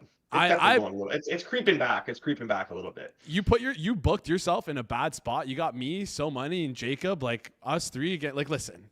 These are guys with good hair. Like you have good hair too, but like So Money's got the best hair in the game. Jacob's got it pretty good. I would say I'm pretty decent as well. So tough spot for you. All right, 3 more games. Let's breeze through these. Senators and Ducks. #fuck the Ducks. -134 right now for the Senators. Wait. Why are we fucking the Ducks? I don't know what the Ducks did to Jason. I don't know what happened. USC plays Oregon this week. Oh. The Oregon Ducks. So anything that is duck related, we are saying no to. So fuck the Ducks. Got it. Yeah, unless So you like guys even like the Disney Ducks too, you're gonna hate on them as well. Yeah. Anything that's duck related. We are anti-duck. I kicked the duck on the way into the office. I didn't actually do that. That was a joke. Don't kick ducks. That's not funny. Anyways, what I'm getting out of this So Money is that Jason is a Sens guy now. Big Sens fan. It's like it might be a bigger Sens fan than I am. all right. Well, so Money, you're saying you're a Sens fan. Does that mean I also have to click my intuition of clicking -134 on the Sens is where we're going here? Total at 6.5 -128. I'll let you lead So Money. No, don't bet the Sens tonight. Yeah, as much as I do like the Sens and I am higher on them, like don't do the Sens today. I do like the Ducks, but I haven't bet them. I did bet the under in this game. I know I'm going to steal a little bit of Alex's thunder here. Alex has touched on the Sens and on the Sens unders. I don't have to go there, but this Anaheim team is starting to play well defensively as well, and we'll get Dostal and Ned. Kid's a stud. He's going to be a star in this league. And I think that getting these numbers on him right now with against a team that does profile as an under team, I think that we do need to take advantage of these situations before it gets away from us, because there's going to come a point in time when Dostal is not going to be getting these kind of plus money sixes, or where it was at 6.5 this morning. Like it's just not going to be happening. So I do like this under, and we should take advantage of these opportunities when we can. All right, got to strike while the iron is hot. Is that the saying? Got to take advantage of this. So Alex, anything you like in this game as well? You like Dostal and the Ducks? Am I missing something here? Because I'm pretty sure we're gonna have Mrazek tonight, with this being the back-to-back, having played last night, and Dostal went. I have Mrazek go. Nothing's been confirmed yet, but obviously the Ducks played last night. So when Dostal started, played really well against the Bruins. So I actually bet the Sens a little earlier, but I think it's run a little. I do think more Anaheim money will come in, though. Like if Saturday was any indication, the Ducks got bet, even with Mrazek, pretty heavily against the Wild, and they lost that game. Mrazek didn't actually play bad, but there is a huge gap between Dostal and Mrazek. So I think that the Sens will get back into a good range to bet. -126 is available right now. I like that still. Again, assuming Mrazek, I like the minus 126, but I do think it's possible that Bettor comes again at one point because the market has really loved the Ducks, and you can understand why they are playing well. But I think it's just a really tough spot for them with how much hockey. Again, this is kind of similar to Columbus. Like they played, they played a doubleheader last weekend, and then they played all throughout the week. They played over the weekend as well, and now they played Monday, they played Wednesday, and they're playing today. Like it's just a ton of hockey for them, whereas Ottawa's been off since Saturday. They're a little bit more rested. It just feels like a much better spot for them here. I bet the Sens. So money, talk to me about what I'm missing here. Nothing. I fucked this up. So my sheets here didn't update properly for that game last night. So we're not gonna get Dostal. We're gonna get Mrazek. I am locked in on the under, so nothing I can do there. Yeah. I still do like the under, but obviously I don't think the under is. Yeah, I think the under is still okay. I like it a lot less now, but yeah. So yeah, I've got the under here. I like the under, but I like it less considering that I completely messed up the goalie rotation here. It's okay. So I didn't. That's on me. That's on me to point that out. Sorry. What were you gonna say, Alex? I didn't bet the under, but I do think the under is still like that's definitely the way I would bet this game, regardless. Even at current, like I know the under's taken some money this morning. I think even at current, it's still that's the way I'd lean. But yeah, I didn't bet it. But I do like the Sens here. I do like the Sens. All right. So again, you and I are compatible with this one. Previous game of Golden Knights, me and Somani were on the same page. Is this a good thing for Edric? Is this a good thing for Edric? I have no idea. We're going to have to figure out and see. 2 more games to go here. Stars, Canucks. Stars minus 150 right now. Totals at 6.5. We'll save Somani's Canucks second. I'm going to get your opinion first, Alex. I want to hear your thoughts on this game. So I do have a bet on this game, as promised. I have bets on all these late games tonight. Okay. Going to be a late night for me. I bet the over here, and it has run a little bit. I think it's okay that it has. I think we're still 6.5 plus money is, I would say, I don't know, widely available, maybe not widely available. I'd go a little bit. I'd go to like the minus 105s. I would say that at that point, if you definitely have access to a 6.5 minus 105 or better, FanDuel minus 104, so that's fine. Shop around though. There is plus money out there. I also think it's possible. We've seen this several times now. Like Monday was insane to me. I couldn't believe that. The Canucks Panthers game it got bet towards the over in the morning, and then it got absolutely nuked towards the under, closer to post. So much under money came in that we were sitting at the best price we had on that over all day, right before post. And I added more to my over on that one. And I mean, I don't know how a Canucks game in 2025 with Yuri Patera and net can be lined at 5.5, but that's the situation we were at. So wouldn't shock me if more under money came in later and we get even better, but I'm fine jumping in now. I think Canucks overs are the way to go right now. It's kind of like a nicely kept secret. They're just a disaster defensively, and they're finishing well. Stars are dealing with their own defensive injuries right now. So yeah, over for me. I think there's enough numbers available at current, which I'd be comfortable still betting. But I do think also if you wait, it's possible you can get even better at one point, but that is obviously never a guarantee. Late night for Alex tonight with so many bets on the late games. The one bet he doesn't have on this late game is for the Monday night or Thursday night football watch along. Excuse me, because it sounds like he won't be in the office tonight. He will be at home. Who knows, man? George gave out an SGP, right? Davis Mills starting and Moretto to miss the watch along is that he gave that. So we'll see. I mean, we don't know if that's going to cash. So we have to wait and see. Well, I think it would be hilarious for you to lose that bet for George because you think about the no on you coming. So money. Moretto's talking a little bit of scrap about your Canucks here, saying they're abysmal defensively. Like, do you agree with him on that, or do you think he's maybe being a little too harsh? I don't think he's being harsh enough. Yeah, I completely agree with you over here. I've bet it as well. The thing about the Canucks is that they're really scrappy right now. They're a team that's dealt with a lot of injuries. They've had internal issues with with Quinn Hughes and body language and the way he speaks to the media, blah blah blah. And then they got all this like, it's just so much bullshit all the time around this team. Honestly, it's fucking whatever. But yeah. So like in terms of getting back to on ice play here, yeah, the Canucks are immense defensively. We've talked about Dallas starting to generate more. Even in that loss against the Islanders, I don't think that game should have stayed under.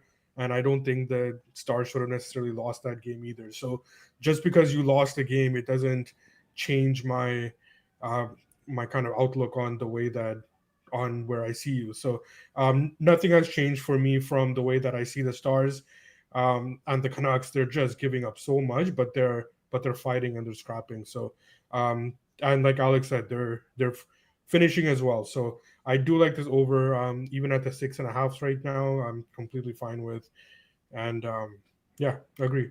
We're on the over. All right, double best bet on the over. Let's close it out here with the Kings and the Sharks. Kings favorite in this game, -172. Totals at 5.5. Juice towards the over. I'll ask you guys this question after, but yeah, let's talk about this game first. So, Money, I'll let you lead. The Kings game? Yeah, sorry. Kings game. Sorry. Yeah. No. You know, I'm willing to concede that I may have been a little bit too harsh on the Kings. I like the way that they've kind of responded the last few games here, and they are starting to turn their play around. That said, I love the Sharks, but I won't be betting them at this number either. So I will pass this game and silently cheer for San Jose, unless if Alex has a bet on the Kings, which I don't think he would at this number. No. But yeah, so I will. So I don't have to silently cheer for the Sharks, and I will be cheering for the Sharks. All right, cheering for the Sharks. I'll cheer for the Sharks too. Alex, anything you like in this game? I'll cheer for the Sharks. I will also cheer for the Kings because I will cheer for all the offense in this game because I've been betting a lot of Sharks unders. That's been like a common theme. I think I've been on like 8 of their last 10 games. I think I've been betting unders. Like I have to go back and actually check for the numbers, but I bet a lot of Sharks unders. But Sharks games have consistently been lined at 6.5. And the team is not a 6.5 team, and they have been playing better defensive hockey, not generating a ton either. But like this is a massive adjustment now, and I get that they're playing the Kings, but this is also a Kings team that is less of an under team now that Doughty's out for a few weeks. Like he was so crucial for them on the back end, and that group thins out quickly. Like anytime you have more Joel Edmondson and more Cody Ceci, like that is not a good thing. So defensively, they have taken a hit since Doughty's injury. Forsberg's going tonight. It is not Kemper, who's been fantastic this year. So we're actually at a point in time where like the gap between Kemper and Forsberg is not nothing. There's a bit of significance to that too. So Sharks have been an under team for me, but we've adjusted too far now, and I think that the over 5.5 -120 or better is good here.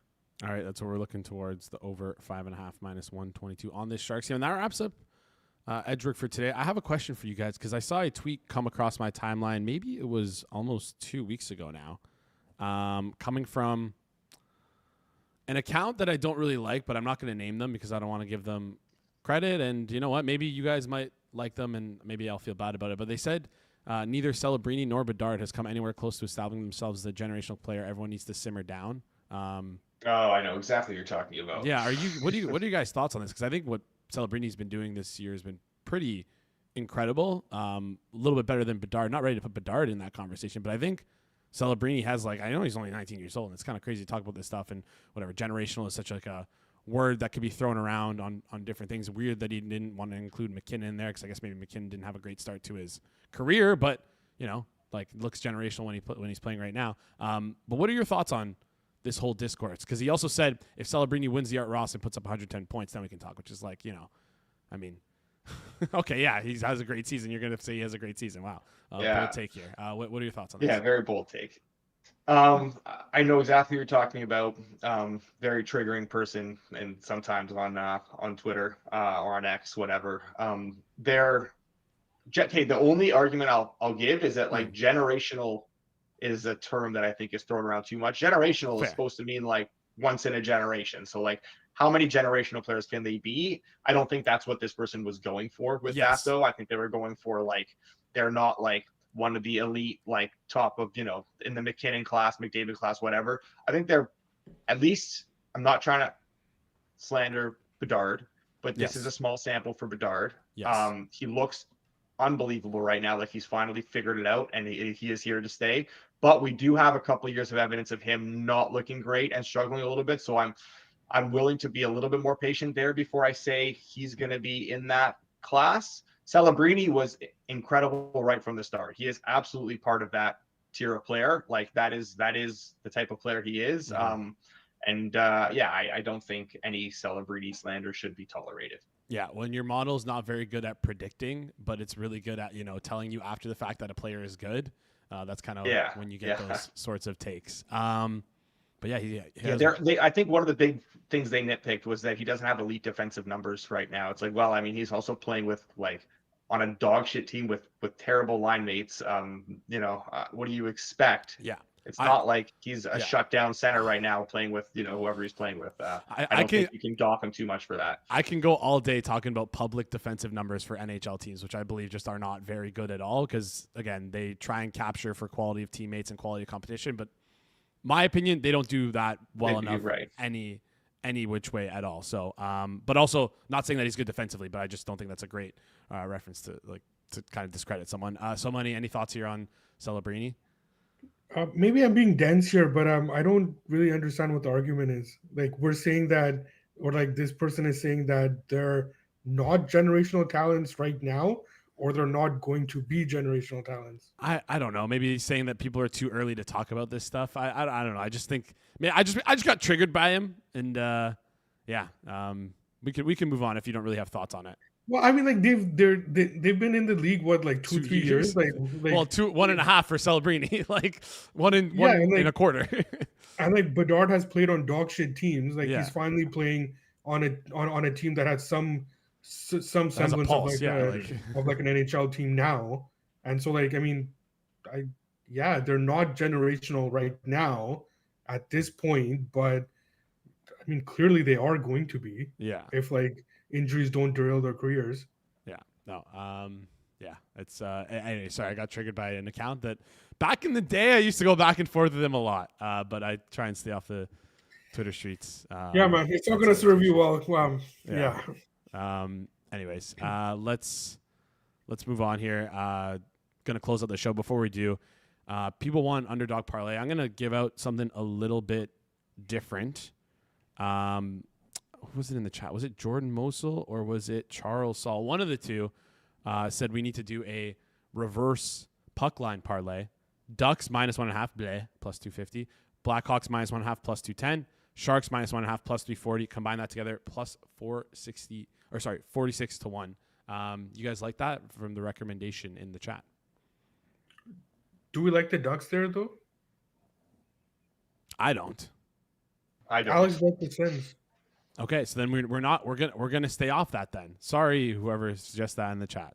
We are staying off that. Maybe we can remove. How about we remove the Ducks from it and just go Blackhawks and Sharks? You good with that? Yeah.